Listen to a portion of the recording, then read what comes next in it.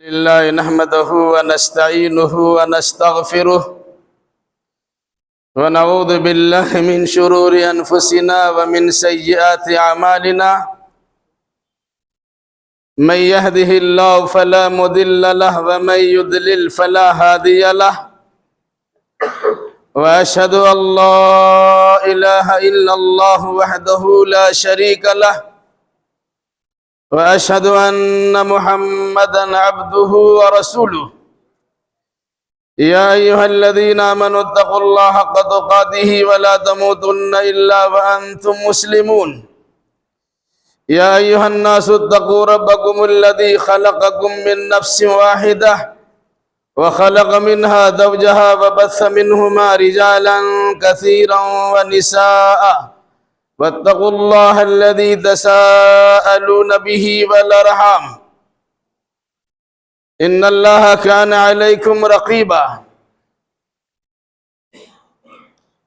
يا أيها الذين آمنوا اتقوا الله وقولوا قولا سديدا يصلح لكم أعمالكم ويغفر لكم ذنوبكم ومن يطع الله ورسوله فقد فاز فوزا عظيما أما بعد فإن خير الحديث كتاب الله وخير الهدي هدي محمد صلى الله عليه وسلم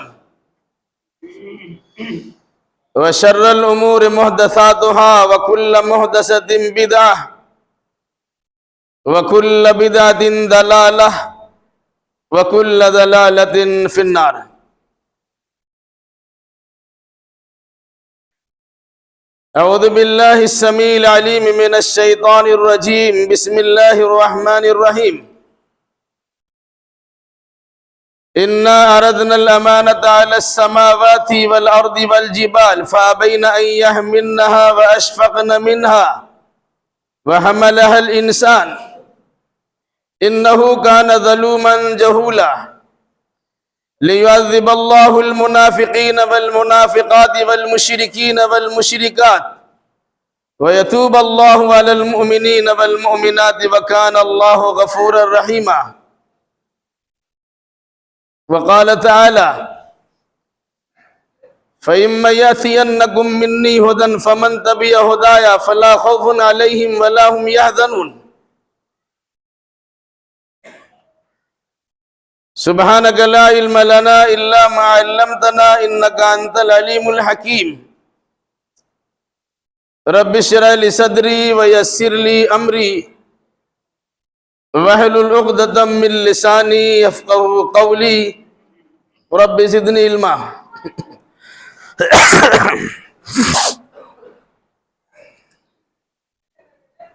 ہر طرح کی تعریف ہر چیز کے خالق و مالک اللہ رب العالمین کے لیے لائق و سزاوار ہے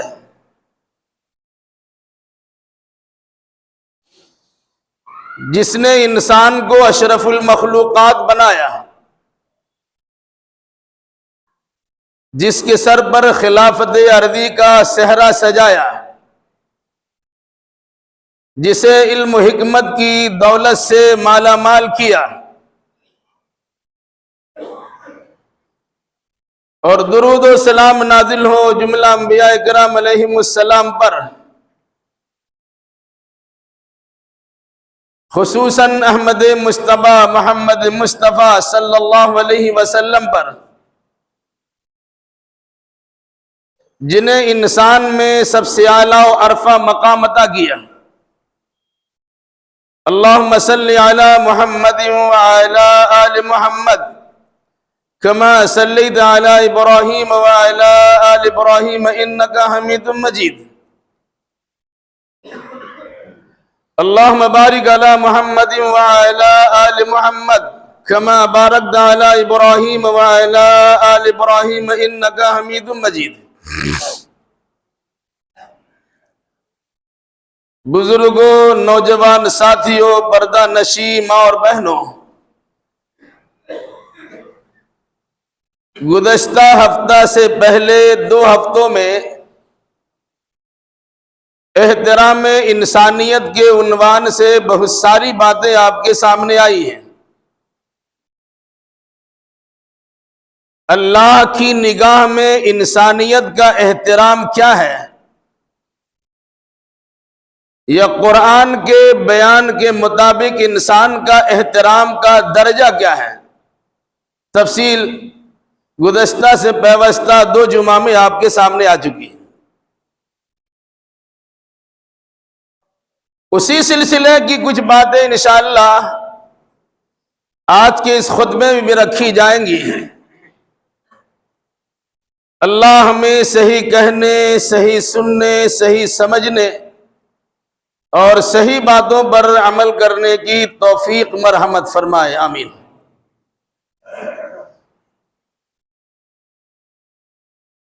انسان کی شروعات حضرت آدم علیہ السلام سے ہوئی ہے۔ پہلا انسان حضرت آدم علیہ السلام ہے۔ یہ بات اس سے پہلے آپ کے سامنے آ چکی ہے کہ انسان سے پہلے اللہ نے جنات کو پیدا کیا تھا، اور جنات کی آبادی اسی روئے زمین پر پائی جاتی تھی۔ جب جنات کی جانب سے سرکشی، بدتمیزی، فتنہ پروری، فساد مچانا، خونریزی وغیرہ کہ برے اعمال سرزد از انتہا ہونے لگے، تو اللہ نے فرشتوں کو بھیج کر جنات کو اس آبادی سے باہر بھیج دیا۔ وہ صحراؤں میں ہے، جنگلوں میں ہے، یہ پہاڑوں میں ہے وغیرہ، کہیں اور بھی ہے۔ اس سے پہلے اللہ تبارک و تعالیٰ نے فرشتوں کو بنایا۔ فرشتے نوری مخلوق ہے جو اللہ نے جسے نور سے پیدا کیا۔ جنات ناری مخلوق ہے جسے اللہ نے آگ سے پیدا کیا ہے، اور انسان خاکی مخلوق ہے جسے اللہ نے مٹی سے پیدا کیا ہے۔ تفصیل اس سے پہلے آ چکی۔ جنات ہو یا فرشتہ یا کائنات میں موجود جتنی مخلوقات ہیں، ان تمام مخلوقات میں سب سے اعلیٰ و عرفہ درجہ اللہ نے آدم اور ان کی اولاد کو دیا، انسان کو دیا۔ انسان ہونے کے ناطے ہم اللہ کی دیگر مخلوقات پر فضیلت رکھتے ہیں۔ اگر ہم نے انسان کی انسانیت کو جانا اور خود اپنے مقام و منصب کو پہچانا، ورنہ قرآن مقدس کی وہ آیت بھی آپ کے سامنے ہے کہ ہم نے انسان کو سب سے بہترین شکل و صورت میں پیدا کیا ہے، ثم رددناہ اسفل سافلین، پھر ہم نے ہی اسے سب سے نچلے گڈھے میں پھینک بھی دیا ہے۔ جب اللہ تبارک و تعالیٰ بلندی عطا کرنا چاہا تو جنت کے اعلیٰ اور بلند و بالا خانوں کا تذکرہ کیا کہ انہیں عطا کیا جائے گا، اور جب انسان انسانیت سے گری حرکتیں کرتا ہے تو اللہ نے تحت الثرى میں پہنچانے کا اور جہنم کے گڈھا میں داخل ہونے کا تذکرہ کیا ہے۔ قرآن پڑھیے گا، یہ چیزیں آپ کے سامنے واضح ہوں گی۔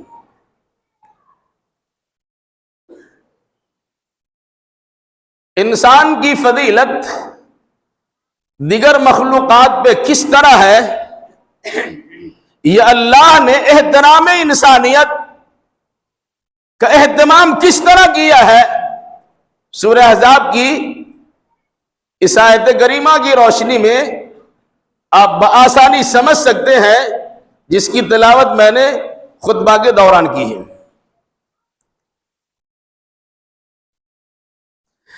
انا عرضنا الامانۃ علی السماوات والارض والجبال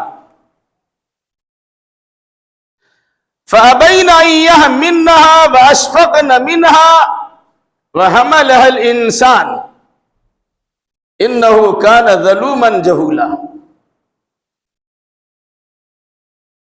اللہ کہتا ہے ہم نے امانت کو آسمانوں کے سامنے پیش کیا. اے آسمان، یہ میری امانت ہے، اس کی ذمہ داری کو قبول کر لو اور اس کے بارے گرا کو اٹھانے کے لیے تیار ہو جاؤ. یہ اللہ نے حکم نہیں دیا بلکہ انتخاب کرنے کا اختیار دیا.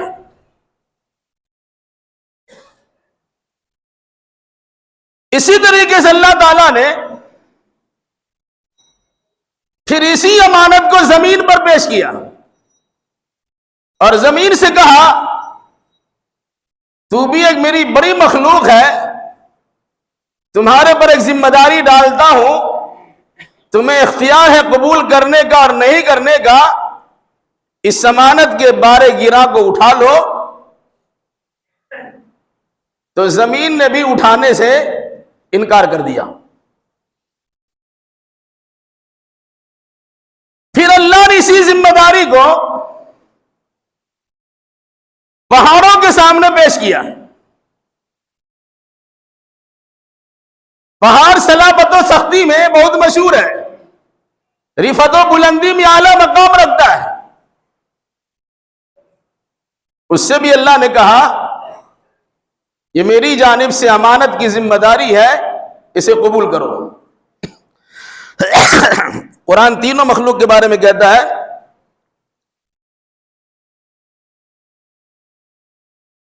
فَأَبَيْنَ أَن يَحْمِلْنَهَا، آسمان نے بھی اس کے اٹھانے سے انکار کر دیا، زمین نے بھی اس کے اٹھانے سے انکار کر دیا، پہاڑ نے بھی اس بارے گرا کو اٹھانے سے انکار کر دیا. انکار کرنے کی وجہ کیا ہے؟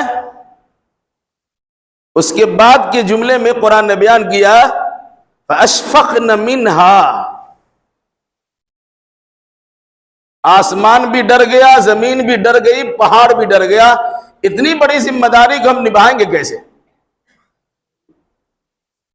غور کیجئے گا. ابھی آدم علیہ السلام کو وجود بخشا گیا ہے، انہیں جنت میں رکھا گیا ہے، انہیں بہت ساری صفاتوں کا حامل بنایا ہے. خلافت ارضی کا سہرا ان پہ ڈالے جانے کا پہلی تذکرہ اللہ نے کر دیا ہے. علم کی دولت سے مالا مال کیا، فرشتوں کا مسجود ملائک بنا دیا. آدم علیہ السلام کو مسجود ملائک بنا دیا، فرشتوں کی سجدگاہ بنا دیا آدم علیہ السلام کو. جب ان تین بڑی بڑی مخلوقات نے، آسمان پوری دنیا کو احاطہ کیے ہوا ہے، کتنا اونچا ہے، ابھی تک سجدہ وہاں تک پہنچے نہیں ہیں. ان کی ساری تگ و دو ابھی دیگر سیارات اور ستارے پر ہے. ستاروں پہ کمندیں ڈالنے کی کوشش ہو رہی ہے، چاند پہنچنے کی خبریں پھیلائی جا رہی ہے، لیکن ابھی تک یہ لوگ وہاں پہنچے نہیں ہیں. اور یہ سب چاند ہو، ستارہ ہو، سورج ہو، آسمان سے بہت نیچے ہے.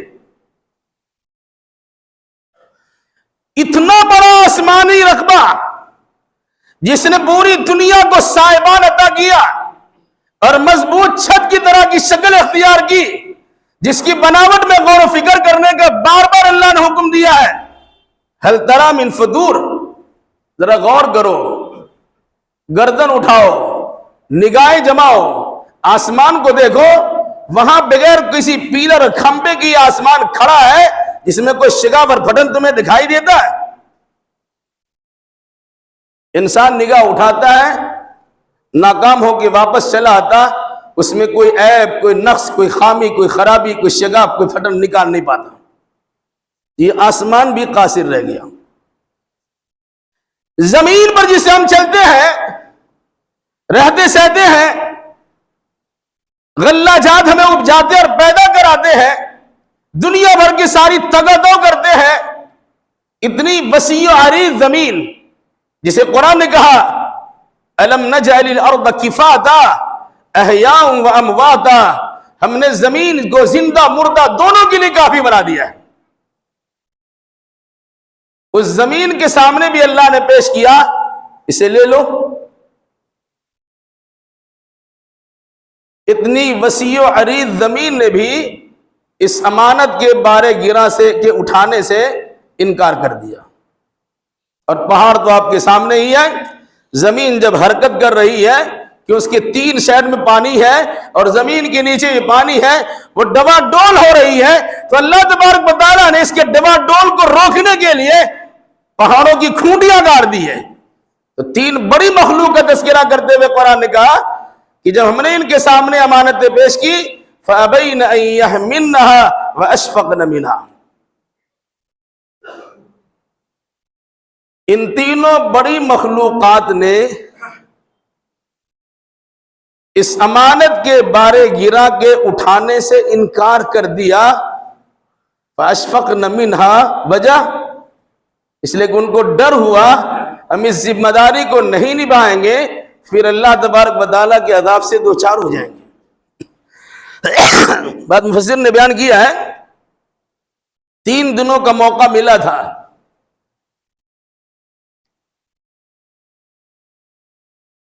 ان تینوں مخلوقات کو سوچنے سمجھنے کا اور سوچ سمجھ کر فیصلہ لینے کا اختیار دیا گیا. 3 دنوں کی مہلت دی گئی تھی, لیکن 3 دن گزر گئے. اخیر میں یہ تینوں مخلوقات اللہ کی بارگاہ میں سرنڈر کر کے, نہیں الہی ہمیں ڈر لگتا ہے, ہم اس کی ذمہ داری کو نہیں نبھائیں گے تو تیرے عذاب سے بچ نہیں سکتے, اس لیے ہم نہیں اٹھا سکتے ہیں. یہ لازمی طور سے ان تینوں کو ماننے کا حکم نہیں تھا, اختیاری طور سے ان کے سامنے چیز رکھی گئی تھی. مانو گے تمہارا فائدہ ہوگا, نہیں مانو گے تو کوئی حرج نہیں ہے, لیکن ماننے کا دعویٰ کرنے کے بعد اس کی خلاف ورزی کرو گے تو عذاب سے دوچار ہو جاؤ گے. جو بات مجھے بتانی ہے وہ اس کے بعد کی آیت میں وَحَمَلَهَا الْإِنسَانُ, موبائل بند کیجئے بھائی. وَحَمَلَهَا الْإِنسَانُ, جس بارے گرا کے اٹھانے سے آسمان قاصر رہ گیا, جس بھاری بوجھ کے اٹھانے سے زمین انکار کر دی,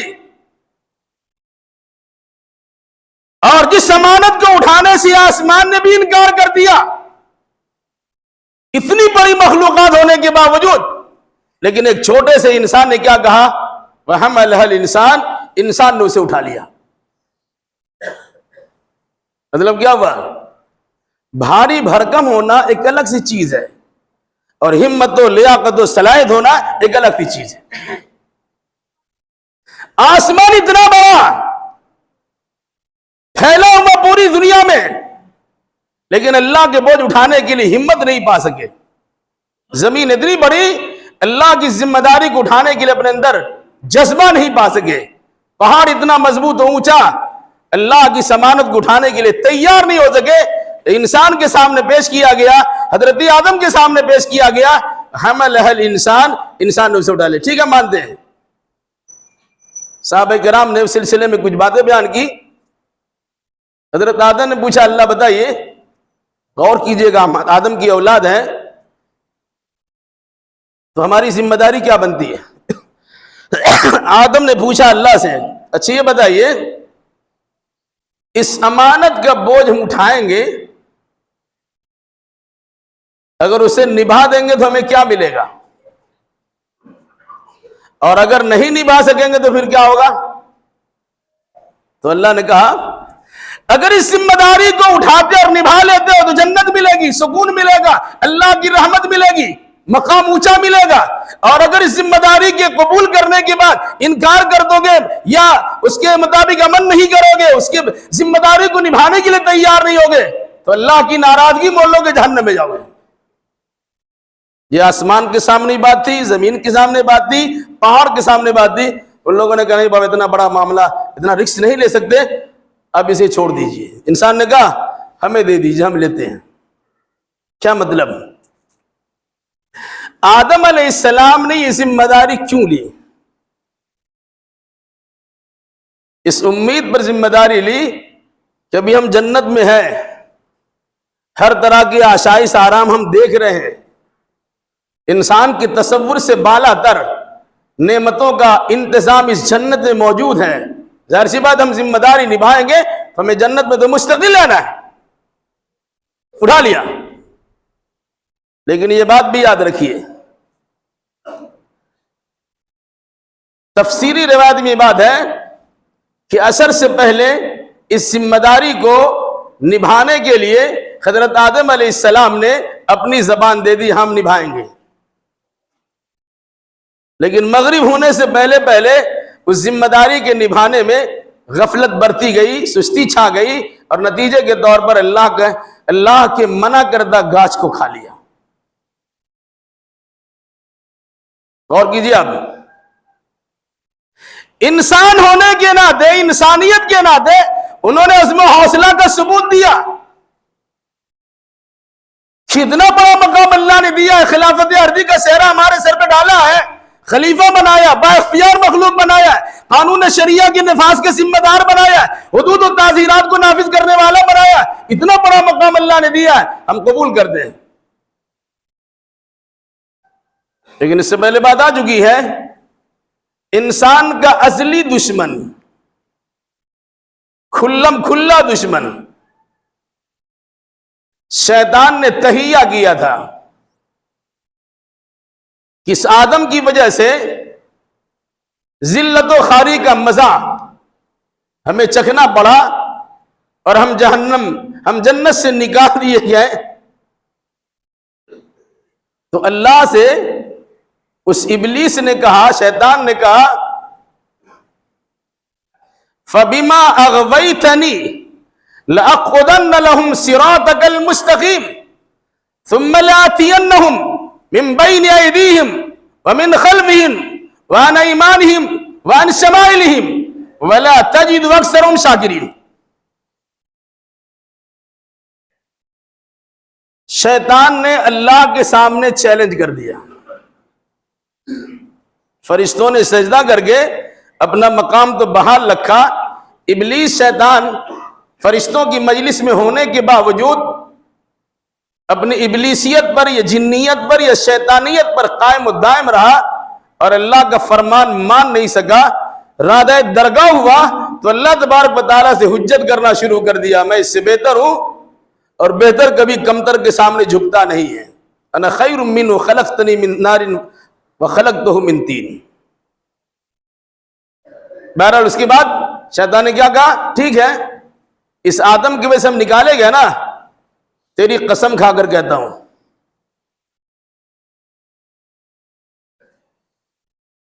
کہ میں اس آدم کو گمراہ کر کے چھوڑوں گا، پھر آدم کی نسل اور اولاد کو تباہ و برباد کر کے رکھوں گا۔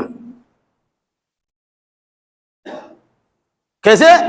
لَأَقْعُدَنَّ لَهُمْ صِرَاطَكَ الْمُسْتَقِيمَ، تیری جانب پہنچنے کے جو سیدھا راستہ ہوگا میں اس سیدھے راستے پر بیٹھ جاؤں گا، گزرنے والا گزرے گا، میں روکنا شروع کروں گا۔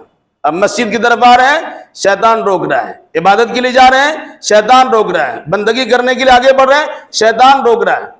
کیا کہا؟ لَأَقْعُدَنَّ لَهُمْ صِرَاطَكَ الْمُسْتَقِيمَ، تیرے صراط مستقیم پر میں بیٹھ جاؤں گا، اور جو تیرے راستے پہ چلنا چاہے گا میں اسے گمراہ کروں گا۔ صورت کیا ہوگی؟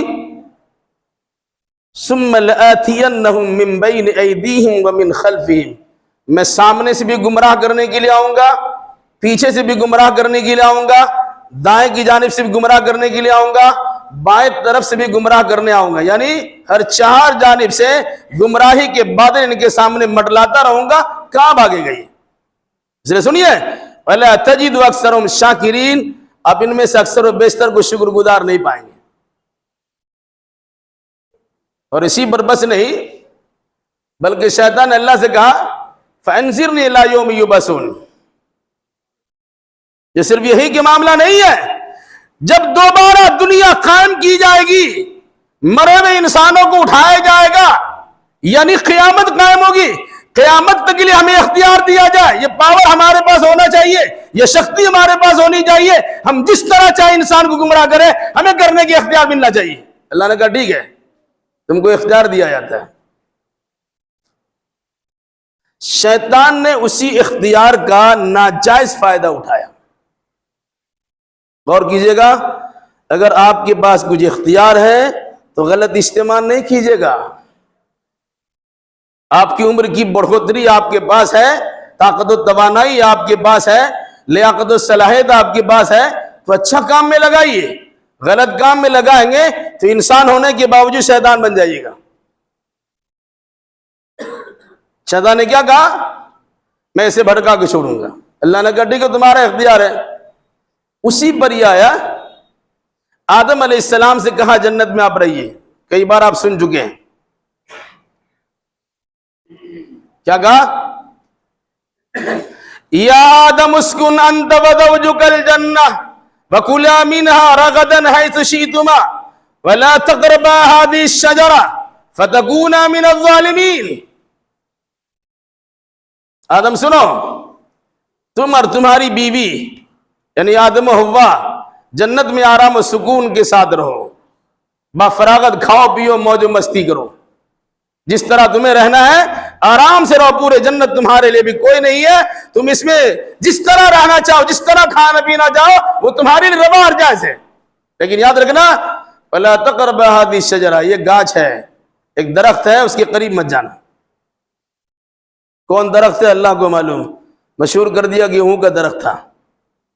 وہ گیہوں کیسے کھائے گا؟ کچا گیہوں کھایا جاتا ہے؟ مشہور کر دیا گیہوں کا درخت کھا لیا۔ ایک درخت تھا جو اللہ تبارک و تعالیٰ نے منع کر دیا اس کے قریب جانے سے، یعنی کھانے سے منع کیا۔ شیطان نے آدم علیہ السلام کے سامنے اپنی خیر خواہانہ شکل پیش کیا۔ ناصحین کا لفظ قرآن استعمال کیا، نصیحت کرنے والا بن کر قسم کھا کر آدم سے کہا میری بات مان لو، میں تمہارا خیر خواہ ہوں۔ اللہ نے اس گاچھ کے کھانے سے اس لیے منع کیا ہے، کھا لو گے تو یہاں ہمیشہ رہو گے، اللہ آپ کو ہمیشہ یہاں رکھنا نہیں چاہتا ہے، اس لیے کھا لو، ہمیشہ رہنا ہے تو کھا لو۔ الٹی پٹی بنا دیا۔ فَأَكَلَا یا وَذَاقَ الشَّجَرَةَ، دونوں نے کھا لیا۔ شیطان کے ورغلانے سے، بہکانے سے، پھسلانے اور بہلانے سے آدم و حوا نے منع کردہ گاچھ سے کھا لیا۔ کپڑے ان کے کھلنے شروع ہو گئے، شرمگاہ ان کی کھل گئی، فوراً جنتی درخت کے پتوں کو توڑ توڑ کر اپنی شرمگاہوں کی حفاظت کرنا شروع کر دی۔ سورہ آل عمران میں اس کی تفصیل موجود، یہ سورہ آراف میں اس کی تفصیل موجود۔ بہرحال چونکہ اللہ نے اس گناہ کی وجہ سے آدم علیہ السلام کو جنت سے نہیں نکالا ہے، یاد رکھیے گا، نہیں کھاتے تو وہی رہتے، نکلتے نہیں۔ یہ بات ایسی ہے جس کا سر پیر نہیں ہے۔ کیوں؟ اللہ نے فرشتوں کے سامنے کہا تھا انی جاعل فی الارض خلیفہ، میں روئے زمین پر خلیفہ بنانے والا ہوں۔ یہ تو پہلے سے بنانا ہے، تو خلیفہ بنانے کے لیے زمین پہ تو اترنا ہی ہوگا۔ ایک ظاہری اسباب و وسائل فراہم کر دیے گئے، نتیجے کے طور پر دنیا میں بھیجا گیا۔ یہ مثالی شکل میں ہے کہ تمہارے لیے جنت تو مقام ہے، جنت تمہاری جگہ ہے، یہ تمہاری گھر واپسی کا ذریعہ ہے، تم یہاں آ سکتے ہو، لیکن یاد رکھنا یہاں آنے کے لیے یہاں جیسا مزاج چاہیے، تزکیہ اور صفائی چاہیے، شیطان کے ہتھ کنڈوں سے دوری چاہیے۔ جس طرح شیطان نے تمہارے ابا کو یہاں سے نکلوا دیا، اس طرح کھلا کر کے اسی طریقے سے شیطان تم کو یہاں آنے ہی نہیں دینا چاہے گا۔ اس کا خاص خیال کرنا۔ تو آدم علیہ السلام کو دنیا میں بھیجا گیا۔ اور کیجئے گا، فرشتوں پر سبقت ملی، فضیلت ملی علم کی بنیاد پر۔ شیطان حسد و بغض و عناد کی بھٹی میں جل کر تباہ و برباد ہوا۔ آدم علیہ السلام کو جنت ملی، آرام و سکون سے رہنے کا موقع ملا۔ احترام انسانیت کی ایک شکل یہ اللہ نے پیدا کی کہ آسمان بڑی مخلوق، زمین بڑی مخلوق، پہاڑ بڑی مخلوق، ان کے سامنے بار امانت کو، امانت کی ذمہ داری کو ڈالا گیا، انہوں نے انکار کر دیا، اور آدم علیہ السلام کے سامنے پیش ہوا، انہوں نے قبول کر لیا۔ گویا بڑا ہونے کے باوجود، مضبوط ہونے کے باوجود، عظیم الجثہ ہونے کے باوجود، ڈیل ڈول میں بلند بالا ہونے کے باوجود، انسان کا مقابلہ دنیا کی دیگر مخلوق نہیں کر سکتی۔ آدم علیہ السلام نے قبول کر لیا، قبول کر لیا، جنت میں ہے آرام سے بھی۔ اب اترنے کی باری آئی۔ انسانیت کے احترام کی ایک شکل یہ بھی ہے،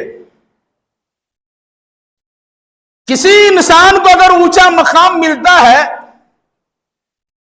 رہائش کے لیے کمپنی کی جانب سے بنگلوں اور مکانات ملتے ہیں، تو دنیاوی اعتبار سے انہیں بڑا انسان سمجھا جاتا، انہیں گفٹ میں اور تحفہ بھی یہ ملا ہے، رہنے کے لیے سہولیات فراہم کی گئی۔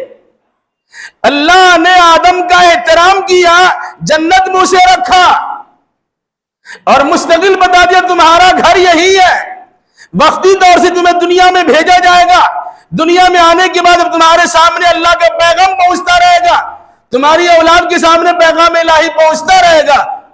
مان لیا، اس کے مطابق عمل کیا، دوبارہ ان کا ٹھکانہ یہی ہے، اور اگر مانا اور اس کے بعد انکار بھی کر دیا، اس کا ٹھکانہ کے لیے جہنم بھی ہم نے تیار کر رکھا ہے، پہلے تمہیں خبردار کر دیتے۔ چنانچہ اللہ نے کیا کہا؟ اب جنت میں رہیے، بھول ہو گئی۔ قرآن کہتا ہے فنسی آدم، آدم سے بھول ہو گئی۔ نبی کے لیے غلطی کا لفظ استعمال کرنا مناسب نہیں ہے۔ بھول ہو گئی، لغزش ہو گئی، ان سے تسامح ہو گیا، خلاف ادب کوئی کام سے سرزد ہو گیا، اس طرح کے جملے بولتے ہیں۔ قرآن کہا فنسی آدم، آدم سے بھول ہو گئی۔ شیطان نے جو پٹی پڑھائی، شیطان کے بہکاوے میں آ گئے اور منع کردہ گاچھ کو آدم و حوا نے کھا لیا۔ احساس ہوا کہ بھول تو ہو گئی ہے۔ اب غور کیجئے گا،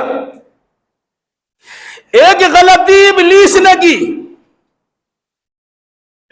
اور ایک بھول حضرت آدم علیہ السلام سے ہو رہی ہے، دونوں میں فرق ہے، دونوں کے نظریوں میں فرق ہے، دونوں کا عقیدہ عمل بھی فرق ہے۔ ایک انسان غلطی کرتا ہے اور غلطی کو غلطی نہیں سمجھتا، وہ کبھی توبہ نہیں کر سکتا، اور ایک انسان غلطی کرتا ہے، اسے احساس ہوتا ہے کہ صحیح نہیں ہے، غلط ہے، تو کبھی نہ کبھی ضرور وہ توبہ کر لے گا۔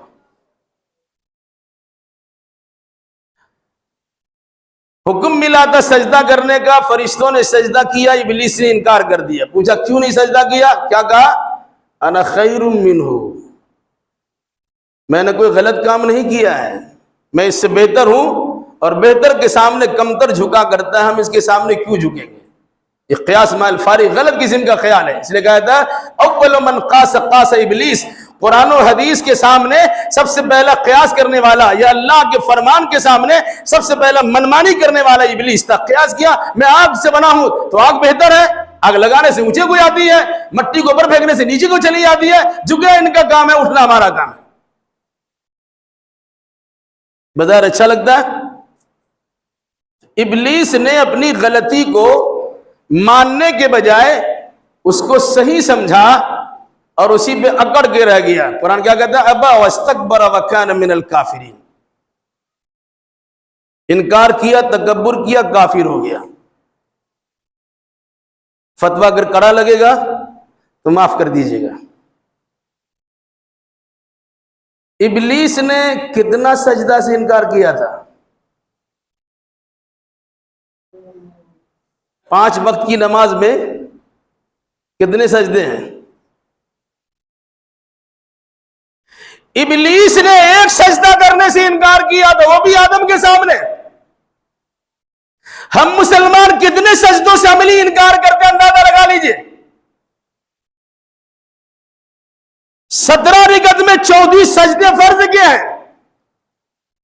اگر ہم نے اس کا انکار عملی طور سے کیا تو کہاں جائیں گے؟ ابا واستکبر وکان من الکافرین، قرآن نے کہا انکار کیا، تکبر کیا، کافر ہو گیا۔ ابلیس آدم کے سامنے سجدہ نہیں کرنے سے کافر ہو سکتا ہے، اور مسلمان اللہ کے سامنے سجدہ نہ کرے پکا مسلمان رہ سکتا ہے۔ واہ واہ۔ اس لیے اگر ابلیس کے نقش قدم پر نہیں چلتے ہیں تو نماز کی پابندی کیجئے۔ آدم کی اولاد ہے تو آدمیت آپ کے اندر ہونی چاہیے۔ بہرحال تو آدم سے بھول ہوئی، فوراً معافی مانگ لیا۔ ابلیس سے غلطی ہوئی، اپنی غلطی کو صحیح ثابت کرنے میں لگ گیا۔ آج بہت سارے لوگ ہیں جنہیں اپنی غلطی کا احساس ہوتا ہے لیکن شرم کے مارے اظہار نہیں کرتے۔ یا دنیا والے کیا کہیں گے، ہم غلطی مان لیا، نتیجہ کے طور پر اصلاح نہیں کرتے۔ وہ اسی غلطی پر شیطان کے نقش قدم پر چلتا چلا جاتا، وہ انکار بھی کرتا ہے، تکبر بھی کرتا ہے، کفری عمل بھی کرتا ہے، اور مستقل اسی کو ذریعہ بنا کے رہتا ہے۔ جبکہ انسان ہونے کے ناطے احترام انسانیت کے طور پہ ہمیں سمجھنا چاہیے، انسان ہونے کے ناطے ربنا ظلمنا انفسنا وان لم تغفر لنا وترحمنا لنکونن من الخاسرین۔ اے اللہ ہم سے غلطی ہو گئی، ظلمنا انفسنا، اپنے نفس پر ہم نے ظلم کر دیا ہے، وان لم تغفر لنا، اگر تو نے ہمیں بخشا نہیں، وترحمنا، ہم پر رحم نہیں کیا، لنکونن من الخاسرین، ہم خسارہ نقصان اٹھانے والے رہ جائیں گے۔ صرف ایک منع کردہ گاچھ کو کھایا تھا۔ یہاں ایک غلطی ہے، سجدہ کرنے سے ابلیس نے انکار کیا، یہاں ایک بھول ہے، منع کردہ چیز کو کھا لیا۔ جس کام کا حکم دیا گیا شیطان نے اسے بجا نہیں لایا، جس کام سے منع کیا گیا آدم نے اس کام کو کر لیا۔ مطلب کیا ہوا؟ جس کا حکم دیا جائے کر لیجئے، جس سے منع کیا جائے رک جائیے۔ ایک ہی غلطی دونوں سے ہوئی، ایک ماننے کی بات تھی، ایک نہ ماننے کی بات تھی، ایک کرنے کی بات تھی، ایک نہ کرنے کی بات تھی۔ آدم علیہ السلام سے بھول ہو گئی، توبہ استغفار کر لیا، اللہ نے معافی کا اعلان کر دیا کہ ٹھیک ہے معاف کر دیا، لیکن جاؤ دنیا میں، دنیا کے لیے تمہیں پیدا کیا گیا تھا، دنیا میں جاؤ۔ یہ نہ سوچنا کہ تمہارا گھر نہیں ہے، تم اپنے گھر میں واپس آ سکتے ہو، لیکن شرط یہ ہے۔ کیا شرط ہے؟ خالی ترجمہ سن لیجئے، آئندہ تفصیلات۔ فَإِمَّا يَأْتِيَنَّكُم مِّنِّي هُدًى فَمَن تَبِعَ هُدَايَ فَلَا خَوْفٌ عَلَيْهِمْ وَلَا هُمْ يَحْزَنُونَ۔ دنیا میں جائیے آپ کے پاس، آپ کی اولاد کے پاس میری جانب سے ہدایت کا پیغام پہنچے گا، رہنمائی کرنے کا سوغات پہنچے گا، تو جو انسان اس پیغام کے مطابق عمل کرے گا ان پر کوئی خوف و راز نہیں ہے، انہیں غمگین ہونے کی ضرورت نہیں، انہیں خوف کرنے کی ضرورت نہیں ہے۔ جو گزشتہ تکلیف کی جنت سے اتارا گیا اس پر غمگین ہونے کی ضرورت نہیں ہے، آئندہ جنت ملے گی نہیں ملے گی اس کو خوف کرنے کی ضرورت نہیں ہے۔ آپ جائیے، صحیح اعمال کر کے آئیے، اپنی اولاد کو سمجھائے، صحیح اعمال کر کے آئیں گے، پھر جنت اس کے لیے ٹھکانا ہے۔ یہ ہے احترام انسانیت۔ اللہ نے قرآن میں انسان کا یہ احترام رکھا ہے کہ جنت میں رکھا، جنت سے اتارا بھی گیا تو جنت میں آنے کی خوشخبری سنائی گئی۔ اب اگر کوئی انسان کسی کے آرام و سکون کو گوارا نہیں کرتا، عزت و احترام سے کوئی انسان رہتا ہے، آرام و سکون سے رہتا ہے، اسے پریشان کرتا ہے، اسے زخم پہنچاتا ہے، تکلیف دینے کی کوشش کرتا ہے، تو آپ سن لیجئے اور سمجھ لیجئے کہ وہ انسان کی اولاد ہونے کے باوجود شیطان کی اولاد ہے۔ اللہ تعالی ہم سبوں کو نیک سمجھ کی توفیق عطا فرمائے، اور انسان کے احترام کو جاننے اور پہچاننے اور اسی مناسبت سے عقیدہ اعمال بجا لانے کی توفیق عطا فرمائے۔ الہی جو بیمار انہیں شفا کامل و عاجل عطا فرما دے، جو مقروض انہیں قضا ادا کرنے کی سہولیات فراہم کر دیں، جو ماخوذ گرفتار ان کے لیے رہائی کے اسباب پیدا کر دیں۔ جن جن لوگوں نے دعا کی درخواست کی لائی تو اپنے فضل و کرم سے انہیں ان کی جائز مراد کو پوری فرما دیں، ان کے مریضوں کو شفا کلی عطا فرما دیں۔ جو لوگ اپنے لیے، اپنے بہن بیٹیوں کے رشتوں کے لیے پریشان ہیں، الہ انہیں مناسب رشتہ عطا فرما دے۔ جو بچے اور بچیاں اگزام دے رہے ہیں اور کامیابی کے امیدوار ہیں، الہی تو اپنے فضل و کرم سے اچھے نمبرات سے کامیابی عطا فرما دے۔ جب تک ہمیں زندہ رکھ کتاب اللہ اور سنت رسول اللہ پر عمل کرتے ہو زندہ رکھ، اور جب ہمارا خاتمہ ہو انہی دونوں کی ترویج و اشاعت کرتے ہمارا خاتمہ. وقول قولی ھذا واستغفر اللہ لی ولکم ولسائر المسلمین وآخر دعوانا الحمد للہ رب العالمین.